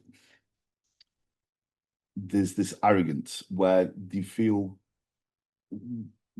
okay with talking to someone who's been trained for 10 plus years and telling them that they have no idea what they're talking about, when they've not experienced it at all. They don't even know what they're talking about. And that's the fuckery of it, right? Because I see this a lot on TikTok. It's a lot of young guys, right? And they just want to sound right. And the issue is their coping mechanism is, well, steroids or genetics. So you can't tell them, because they're like, well, just because the guy's got good genetics and they're on steroids. No, I'm telling you as an anecdotal experience through myself doing this, and also working with different clients using different amounts of PEDs, and also some of them are natural and they've got different genetic abilities. And I could see the overarching theme of these philosophies working well. And that is backed by a combination of anecdotal and science. And the anecdotal shit is equally as important, because a lot of this science is not based on bodybuilders at a high level. But again, it can be useful. It's how it's applied.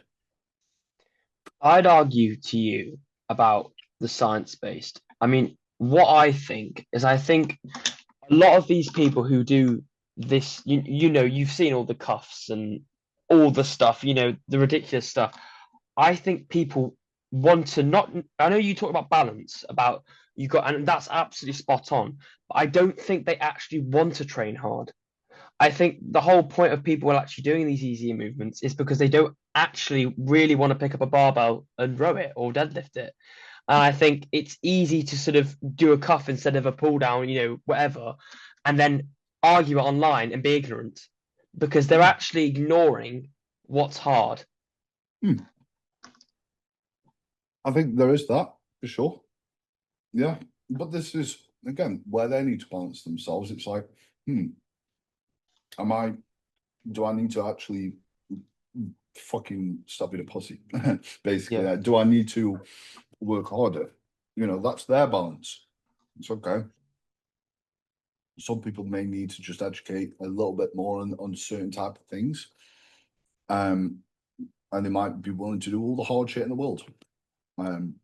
But without any aim to put that hard shit into, that makes sense. So I'm going to come into much use, for sure. But yeah, 100%. There's plenty of people that will find ways. Yeah, actually, because let's broaden this out outside of training with food, right? There's loads of people who are trying to come up with diet hacks and ways to keep themselves full in a diet, in a prep. And it's the fuck thing is, it's the same case with the training. When you do that, you're just not preparing yourself to do Deep end. Yeah, to do what is actually required. And that is to be fucking hungry. Yeah. And you know, because that comes. Yeah. It's impossible. You can't get stage lean and not feel any fucking hunger at all. That would be nice, it'd be ideal. And if you are happy to be one of those people who skips past the hunger and the fatigue and whatever, that's a fucking gift. Well done. Well done. You're one in a fucking billion. But when you're like so focused on how easy can I make this? Let's make this easier. You're gonna be so fucking scared of any necessary struggle that you're gonna bitch out when it comes to doing the thing, right? So this is why you've got to be at a point where you're like, I am prepared to do the hard shit. This is where the whole mantra of too easy comes from. And I made that fucking years ago, before, again, a lot of science-based stuff was prevalent. And that was, if you're prepared to do more than the process requires, then the process will always feel too easy. And that's the opposite mentality, right? Because you're not preparing yourself to make it easier. You're preparing yourself to do to do more mentality.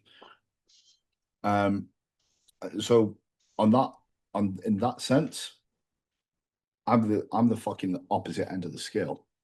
I'm like, stop trying to make it easier. That, like, Retatrutide is out now, which is appetite suppressant. It's I've seen it about. Okay. And a lot of people who have never done a prep before or whatever are like, I'm going to use this thing. Yeah. I'm like, you don't understand the how good being hungry is for your mentality. Yeah. And overcoming that. But there are also people who want to do that for a little bit of a diet. And I think, okay, again, if you're really, really not passionate about dieting or anything, like you're not passionate about the gym, like really, for some reason, you've got the ick, don't like doing that type of stuff, and you've got an addiction with food, and this helps you not see an early death, cool, yeah, I can see that. I can see that.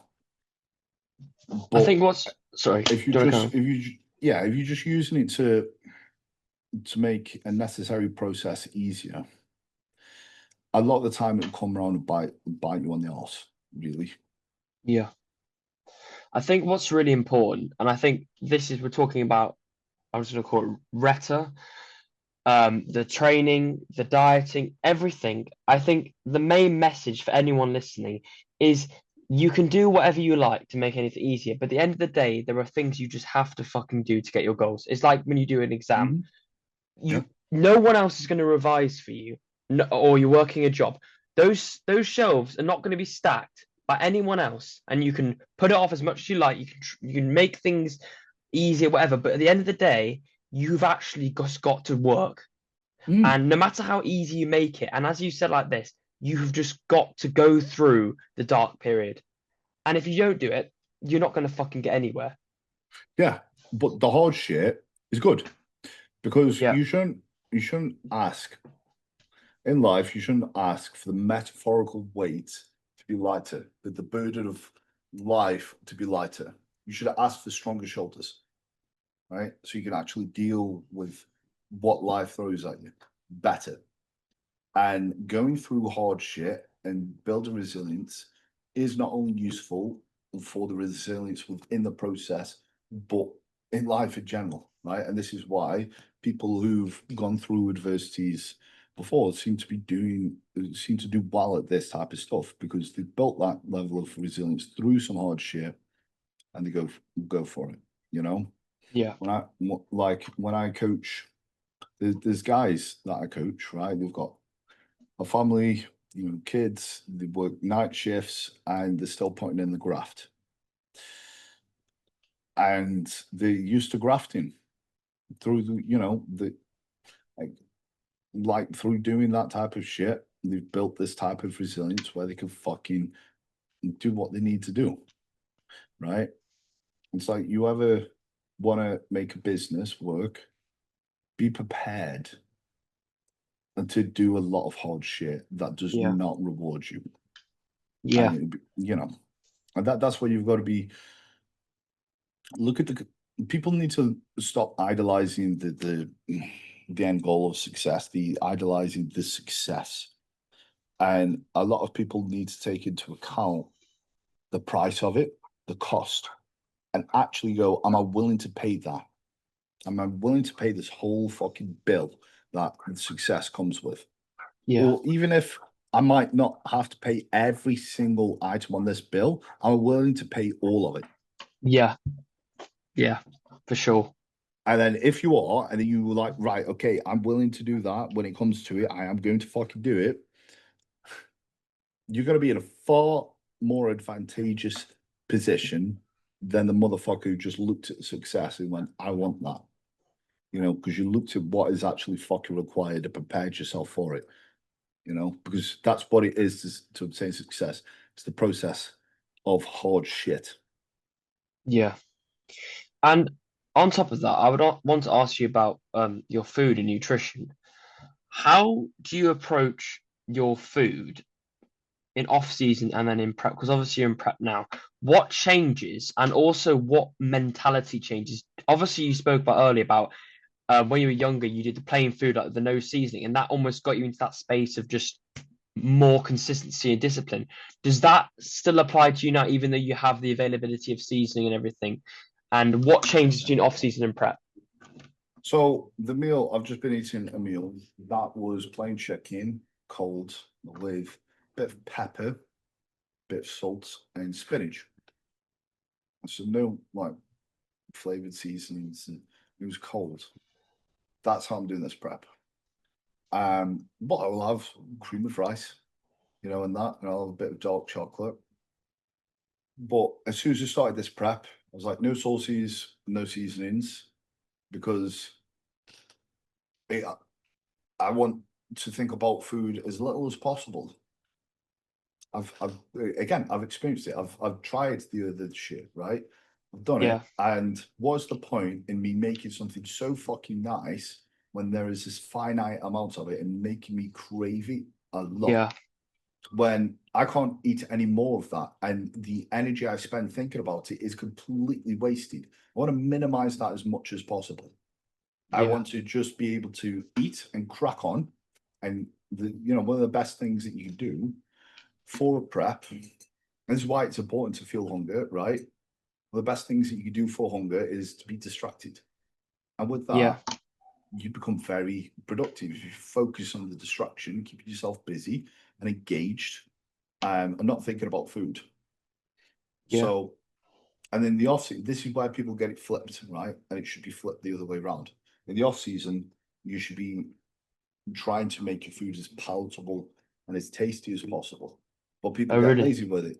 Yeah, people get lazy with it because like, oh, it's such a large amount. I'm not really into food. I'll just make it fucking easy or whatever. But then it tastes fucking horrible. And when you're peak off season, you're going to struggle to get a lot of people struggle to get the food in, especially if it's not palatable. So you want to, it's good for your digestion. It's good for your ability to get food in. Make it tasty. Enjoy Yeah, it. You know, enjoy your fucking food. That's a big one that I would say. Um, but yeah, in regards to mentality, I think in a lot of ways the off season's harder, and that's become the case as time's gone on because food's gone higher. You know, recovery demands are higher because yeah, training's harder. And I'm like eating all fucking day. And there's barely any time outside of that. And I feel very fucking lethargic all day because I'm fucked up from training. And I'm also eating shitloads of carbs. And it's hard in that sense, right? And then the diet actually feels like a relief, which it's hard to force something in you that doesn't want to go in. It's a lot easier to go, I'm not going to eat that thing, yeah, especially when you've become accustomed to saying, no, I'm not going to eat that thing. And you've made a habit yeah. out of it. And what I ask you is, with that and that routine, how, in your experience, how has bodybuilding, not just in terms of nutrition, because I think nutrition is actually quite a key component in the question I'm about to ask you. How has bodybuilding affected your social life and relationships? And I think this is very person dependent, because I think there are some people who have balanced it and they've had friends and whatnot. But I think there's a lot of people who, like Dorian Yates, who have just been tunneled throughout their whole career. Yeah, I'm I that side like, of things. yeah, I thought I'm so. really That's why I like, thought, yeah. I mean, bodybuilding has molded my circle, to be honest. And it was never this prerequisite that I had. I'm like, I'm only going to speak to people who are bodybuilders or whatever. But the more I've gotten into bodybuilding, the more demanding it becomes over the years. It becomes more extreme, right? And because of that, you give more to it. So for relationships, for example, if someone's not competitive or into the gym or whatever, I mean, that may be okay if, you know, you do bodybuilding as a hobby.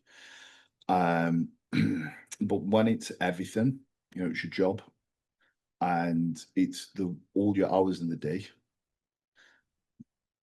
it, you need someone who's incredibly supportive. yeah, I and very understanding if they aren't into the competing side of things. They've got to be very, very understanding. And you know, a lot of the time, this is why competitors will be with other competitors because, again, they know what the crack is. They're like, okay, you're on prep. I understand why you're a little bit quieter. You know, I understand. You know that you need some help reaching your back in the off season. You know that type of shit, right? Um, but yeah, I find you it's a tricky one, right? You find your people drop off, but when you really focus on something, you're very passionate, you go your own direction, you might notice a drop off. Say if, especially you're a very social person, and you know you go out the weekends to the pub or whatever, and you're like, no, I want to lock in on this, and then your pub mates might drop off. Maybe, you know, it's just a change of circumstance. Much like you used to go to school, have your school friends, you've left the school, and your school friends have dropped off. Change of circumstance. Life happens, right? You'll people drop off through that, and then you start finding people within the space. So this is where I say that bodybuilding sort of molded the circle around me. Now, when I was a teenager, yeah, I used to have more people. Again, that it's easier when, in some ways, when you're younger, because you know a lot of people that do, as they get older, they get more and more responsibilities. That's usually the general consensus of life, right? There's less responsibilities when you're younger. So it's easier to have a fucking circle of mates that you can just smash the gym in whenever you want, right? So then, you know, I've noticed through time, people will stop bodybuilding because, you know, life moves on and they move on to other shit and they want to focus on work, they want to focus on the family, whatever. And that's fine. And I've gone my direction. I want to focus on bodybuilding still as a career, make a career out of it. So that's where it sort of molded things. But in essence, the people in my life have to complement this, and the sure as shit cannot take away from it yeah, because that'll be an insult of everything that I've put into this, you know? yeah, absolutely. What I'd ask you is the reason why I was thinking about who am I going to get on the podcast? I was thinking powered by passion, who's authentic, Jack Richardson instantly came up. And what I'd asked you is obviously you've got a big following now. You're IFBB Pro. You know you've risen in the ranks of as a bodybuilder because you've been competing and you know been in the scene for many many years. How would you say? Would you say you feel a pressure to act a certain image on social media, or are you just yourself? And also, what advice would you give to people who are trying to be more themselves? Because I think online people are just so scared to be who they are and insecure. Okay. Yeah. So, do I feel pressure to be a certain way on social media? In some senses, yes, because I am a coach and it's important for me to lead from the front. So, I've got to make sure I'm talking a way where it doesn't, um, it can make sense. It's digestible for people. Like there's value within that, that people can apply. But that also keeps me accountable because if I'm going to be coaching people a certain way, I should be applying myself that way, right? Or else that's just hypocritical. Because I'm trying to coach people to be the best version of themselves. So that is the way, but I know in a sense that's how it should be. I should Yeah, be applying myself in that way. And of course, a lot of my content is based around me providing value, but also being yourself is so important because you can follow any trend or any style of trying to do something that someone else is doing, and the best you're going to be is a watered down version of them. yeah, absolutely. So, and that's one of the, I think everyone sort of does that. They post thinking a lot about what other people are going to think and if they're going to judge, if they're going to find it cringe, and or people are going to say some shit, and that stops them from posting shit or stops them from posting with their own level of authenticity. What Yeah. you've got to then realize is you're giving these people power, Mm. and there's stopping you from doing shit and being yourself, Yeah. and also putting yourself out there on social media, potentially, having some fruitful things come from that, and you're allowing them to prevent that. And what's the worst that's going to fucking happen if someone says something mean about you? Oh, that guy's cringy. Okay, cool. Are you dead? No. Yeah. Quite often, I saw this awesome photo where it was like, this is the path to success, right? There's the thing that you want, and in the middle is a pit of like cringe. And a lot of the time, the thing that you want is you've got to put yourself out there and be susceptible to be called cringy to get to that fucking thing, right? Yeah. But then when you make it that thing, everyone's like, whoa, cool, you're very unique and Yeah. awesome and whatever, right? When you start anything, be prepared to be shit Yeah. because a lot of the time you are. It's very rarely that someone starts saying they're fucking awesome straight away. So be prepared to be shit and then level up from that. You'll see on my YouTube. I fucking hell, I remember really, really struggling to put two videos together on YouTube. It'd take me fucking forever because I was like, shit, oh shit. And you can see the difference. But I'm glad I put what I would consider not very good shit out there because it allowed me to build the confidence and get better and improve, and what didn't I like about that, and what am I going to do for the next video, and that type of stuff. The entirety of social media is going to be like that. Just post the thing. People have short memories, and if they're remembering you, I mean that's a good thing. You're making an impression. But being yourself is one of the best things to do. So explore what you're passionate about and put that out there and just find ways to improve on it. Just like with the gym. Don't depend on validation. Don't depend on instant gratification. Just be passionate, be authentic, and be consistent. Yeah. I'd say what's so important about this is for everyone listening is, as Jack said, if you are not yourself, you're only going to be a watered down version of the person you're trying to be. And ultimately, it's not going to be sustainable. And you're never actually going to be the best version of yourself copying someone else because it's just not who you are. No. And I mean, you can yeah, take inspiration. You can take yeah, inspiration yeah, from people for for sure. sure. But put your own shit on it. Don't just copy and paste. That's my personality. Be the same as them. You don't want that shit, man. People see that shit a mile away. And realistically, no matter what you do, you are going to get commented on. So Yeah. what the fuck is the point of not being who you are? The best way to not be commented on is do nothing, be nothing, say nothing. Yeah. And just Yeah. literally be nothing.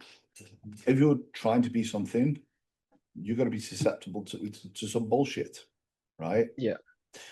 And the better you are, the more you grow. I mean, it's a sign of winning because you'll then start getting people that talk shit. And Yeah. that's how you know you're doing well, because Yeah. you start getting hate, really. Unless you're being an absolute cunt online. But, you know, the general consensus is if you're just putting stuff out there and it's growing, eventually you're going to reach dickheads that will say some shit, man. People will comment, like, you're going to fucking die and da da da da, or Yeah. whatever. But, on my shit. But the thing is, you've got to also not take that serious. Because a lot of the time, people don't know fuck all about you and making these comments. And a lot of the time, it's coming from them being in a fucked up place within Yeah. themselves and they're projecting Insecurity. it. So again, you can't give these people any power, because you're giving an arsehole power. Yeah. Why? Like, if think about it, when you're scared of someone judging you, think about being that person. Like, someone will be in the gym. It's like, oh, I don't want to get judged in the gym. But think about the type of person it would take to judge someone who's just trying in the gym. They would be an arsehole, Yeah. really, wouldn't they? You know, if you just walk around like, oh, I'm judging you, and they need to fucking focus on their own shit. And that's the case. You don't want to give arseholes power. No. And the thing is, like with that, it's like about 2 weeks ago, I woke up and I posted a video about shouting in the gym, over 40,000 views, right? And I woke up in the morning, about 250 comments, and they were all like, as you said, like they were so bad, like Yeah, really, really bad. Like, and I just thought, like, yeah, that's happening, but if you give power to them, then it becomes a problem. But if you're just being yourself, then that's just it. And that's just don't it. give them any That's it. power. You only give fire power if you give it some fuel, Yeah, we're like, you know, do you feel ashamed? You know, this is a series of questions you can ask yourself. Do you feel ashamed off the back of that? And you go, if you say yes, you're like, are you ashamed because like someone's making you feel that way and has told you you should feel Yeah. that way? Or is it because you're doing something shameful? Right. And if you're not doing either, you know, and you know, if it's no fault for each case, then you shouldn't feel ashamed at all. Sure. Not No, doing something fucking absolutely not. shameful. And if someone's telling you you should be ashamed, no, get fucked. I'll do what the fuck I want. To be honest, and that's it. That's the mentality you've got to have, because you then again, the power of your worth is in someone else's hands of validation. And I treat social media. I'm grateful for every bit of support that I get, but I see the good comments and the bad comments, and I take it with a pinch of salt, right? Yeah. I can't take the good comments too serious because I'll have people convince me I'm going to be Mr. Olympia last year, you know. I Yeah. can't take the hate too serious because I'll have people I regret making me think I You'll should jump off a never cliff. have been fucking born. You know what I Yeah. mean? So yeah, and that's why you've like ask yourself what you think about yourself, because you've Yeah. got the full context of you as a person. Yeah. And at the end of the day, these people are literally just random people. They're what they're doing is going to impact your life by fucking nothing. It's just some letters on an app. Don't take advice from people who aren't where you want to be.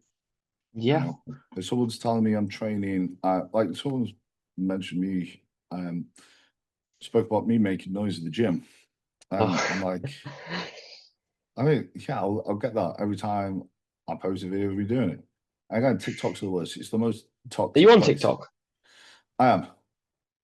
Oh, really? Not that. Yeah, I don't use Surprises it. me.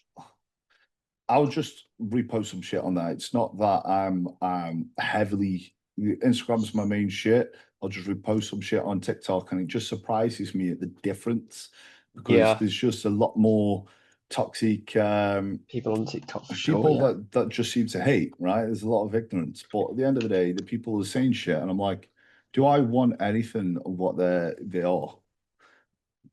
And they're talking about how I'm lifting and how it's not required when they haven't got a physique.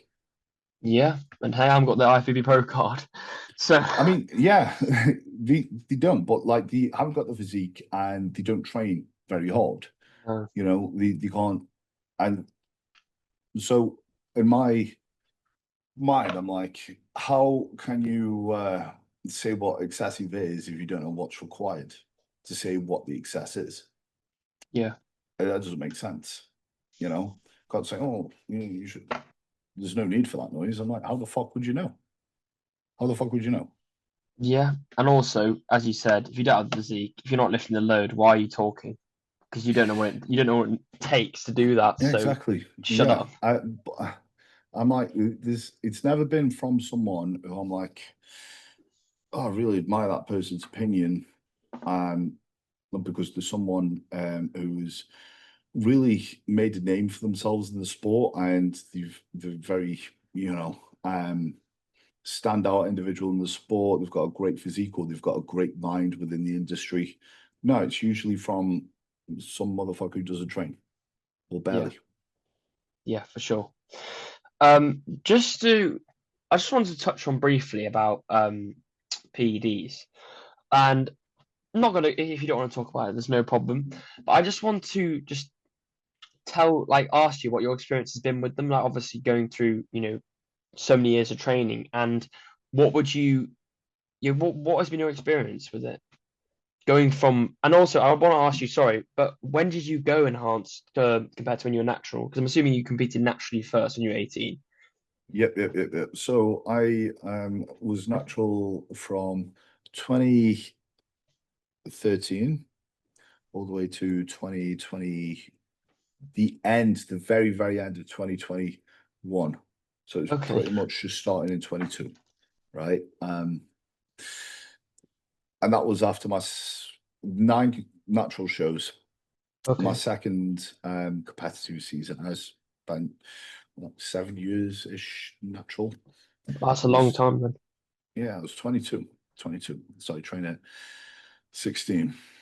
Um, was it 6 or 7? Yeah, roughly around about the time.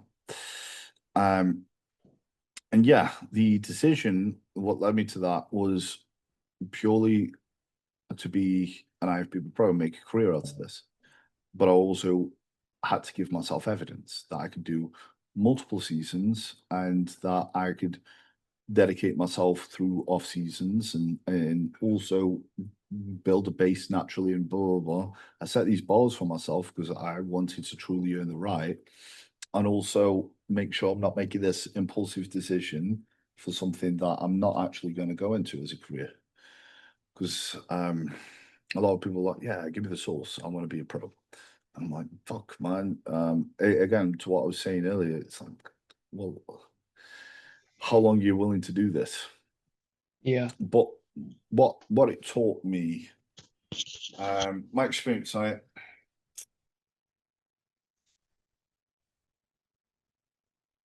yeah, I mean, so a lot of people think PDs make things easier. They don't. Say you're applying yourself at your upper limit as natural, you apply yourself as at your upper limit on PEDs. The PEDs allow you to train harder, to eat more, sleep more, and all these things, right? That's where it makes it harder. It just makes everything so much more extreme. I would be using a fucking CPAP machine if I wasn't on PEDs because my weight wouldn't be so high. It's that type of shit, right? yeah, It becomes more. So it's the effects of that. I've noticed that it has allowed me to be more extreme with bodybuilding and have just stuff like in the off season struggling to put my shoes on, and having that mobility or whatever. If I was natural, probably wouldn't be experiencing that. You know, I have to be so. You still have to be conscious of injury prevention, but I wouldn't have to be so conscious of injury prevention because I'm not. I would be using as much load. And again, I wouldn't have to be. Wouldn't have to fucking. I probably wouldn't find the off season as hard because we wouldn't have to fucking force as much food in. So that's in that sense, that's how it's harder. Yeah. And there's this misconception that take PEDs would be easier. It'd be Yeah. easier to get the results of a natural person. Yeah, cool. But you should be taking PEDs as a shortcut. No. No, it's used as assistance. It should be assisting the training, the recovery, the diet, the sleep. You know, it should be assisting that being consistent. And if you don't have those things in place consistently, a really good place, then don't even think about using it. But yeah, it's a funny thing, mate, because when anybody asks me about PDs, like a client is wanting to go on it for the first time and they're interested, I'm not going to sit down and say all the awesome stuff about it because people already know that, yes, you can grow muscle quicker and yes, you can get stronger quicker and all that type. Right? A lot of people know the benefits that you can get off PDs. I will sit down and list all this shit. Again, it's the cost of success type mentality. It's like, okay, these are all the risks. There's a risk of potential gyno, there's a risk of acne, there's a risk of infertility, there's a risk of these, you know, all these issues. Are you prepared to pay the bill? Are you prepared to also be very like that? That's another thing. When I started PDs, I had to be more health conscious. And people say this weird thing. It's like, oh, you use PDs, so why do you care about such and such or this or that? I'm like, because I use PDs, that's my vice. So I'm not going to be fucking drinking or doing fucking loads of recreational drugs or whatever. Because, well, one, I'm not into that shit, and two, I'm on PEDs, so the risk is higher. The risk is higher. Like I'm more health conscious now. I'll have heart scans. I'll have blood tests. I'll take shitloads of health supplements. This will cost money. More money a lot of the time than the fucking cycle itself. Yeah. So really what I'm trying to do is just highlight the shit that people don't, the unsexy shit, really, that people aren't usually discussing. But yeah, you know, I've had, I mean, you'll see on the recent YouTube video that I've uploaded, the one I literally put up today, right? I had a very bad jab in my leg and that blew up. And this is for my prep to Prague. And I had to fucking go home. I had a physio put his elbow in, right? In that really horrible tender spot. It's like leg DOMs times 10, right? And then he's like, yo, you might need to aspirate your leg. So I have to go home and then aspirate my own leg with a big fuck off thick needle. And that's the type of shit that I wouldn't have to do if I was natural. And I'm not saying that is what people have to do, but that was just an unfortunate risk that came into fruition. You know, and the shit you're more susceptible to happen, of course, is a possibility. Yeah, so there is those effects of it, you know. But all great things have costs, you know. So I mean, yeah, everything's got a cost. Everything. One of my favorite quotes is, "In life, there is no solutions, only trade-offs." There's a trade-off for everything. Yeah, right? For sure. Like if you want to enjoy food and eat loads of pizzas and stuff like that, enjoy the trade-off is you're probably going to put on some body fat and not really be in great shape. If you want to just focus on enjoying as much fucking food as possible. If you want to be the opposite end and be in shape, the trade-off is you can't eat all the fucking nice food all the time.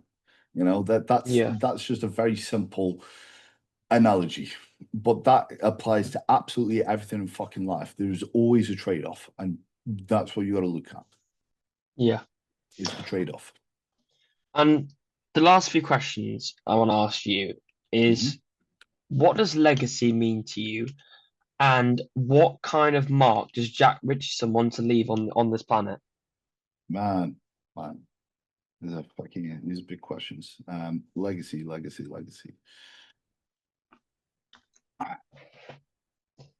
means to me.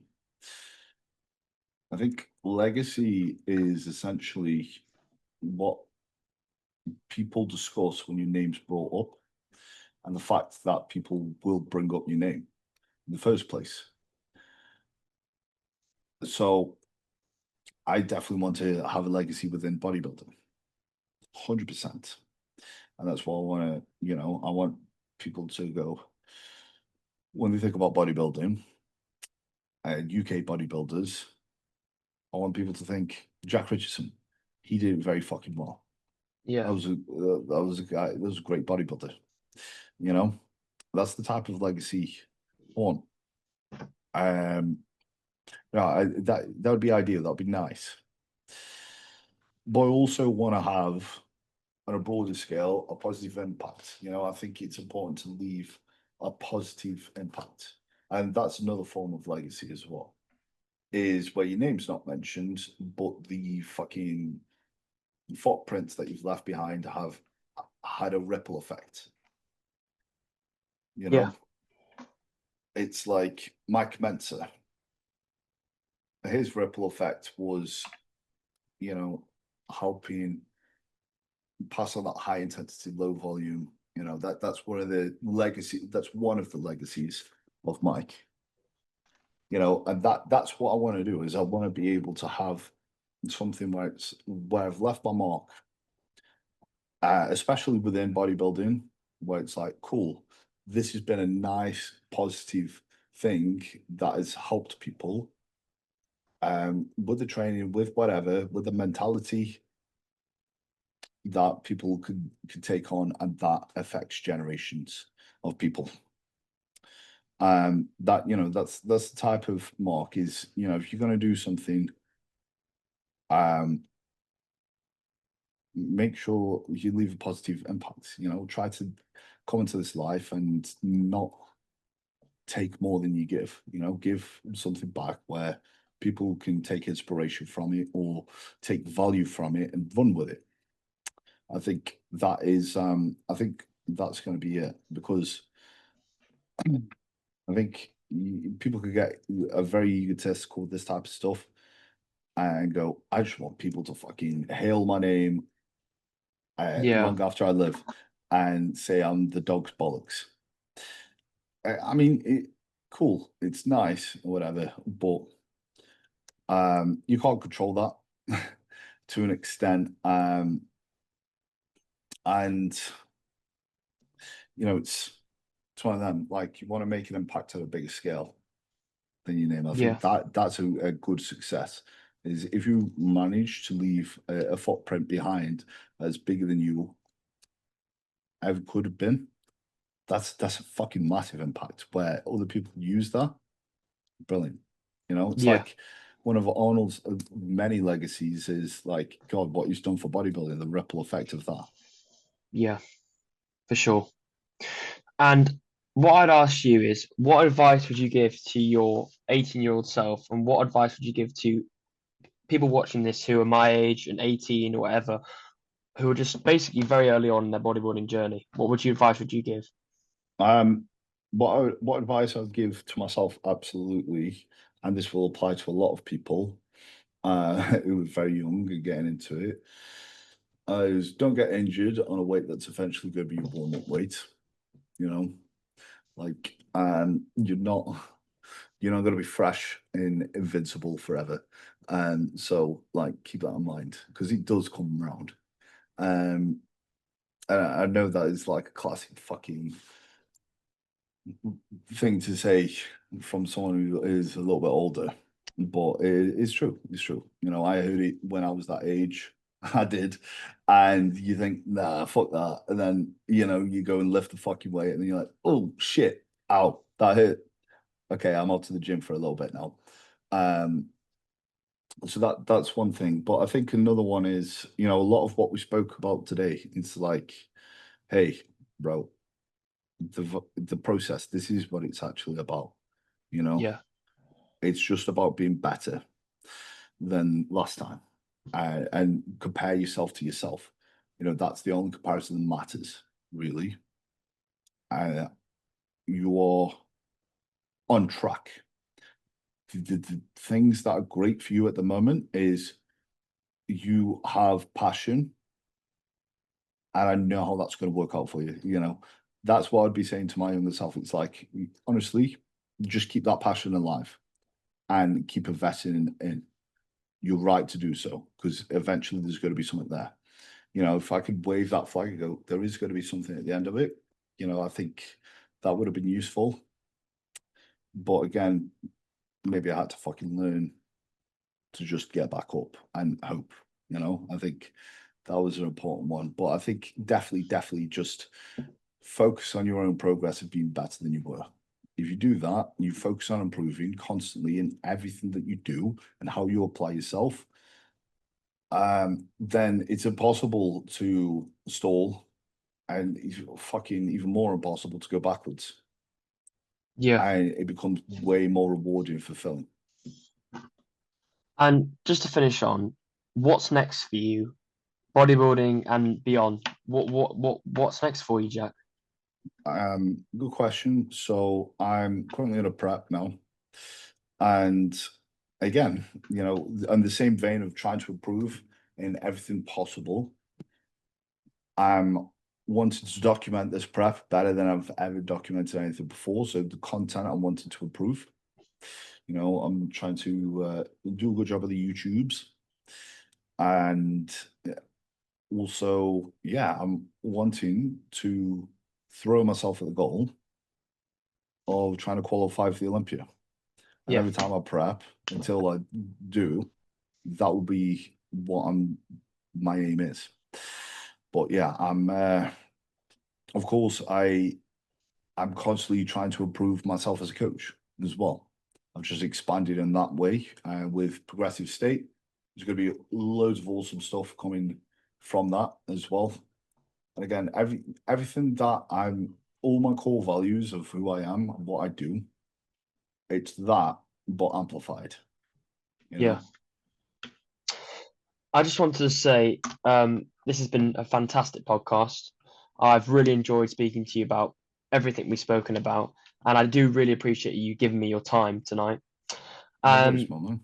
One more thing, what message would you give to the people listening? One more message, one thing you'd just want to tell people that are listening still.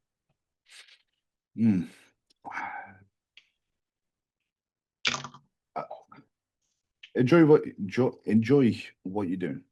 Have a good time. It's not that deep, like that. Whether you're not getting enough engagement on your posts, whether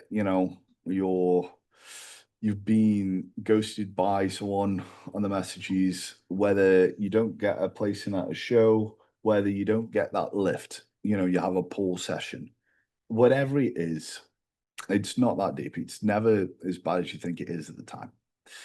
And just, if you have a dream, pour everything you can into your passion. And that is essentially just one of the biggest ways you can give yourself respect, is saying you're going to do something and follow up on it. That will do wonders for self-esteem and self-belief, is literally providing yourself the evidence that you can do it, and make sure that energy is being poured into something that you love to do. Yeah. And don't let anyone convince you that your goals aren't worth it. Yeah, that's a great message to finish off on. Yeah, I really appreciate your time, Jack. I hope you've enjoyed this, and I think this has been very good because I think you've shown how much knowledge and actually how much intelligence you actually have, and across every single topic and every board. So yeah, That, man. Thank you. Been a good time, man. I appreciate you having me on. of course, man. Awesome, man. Yeah, thank you for coming. Thanks for having us, mate. Appreciate it. See you in the next episode, guys.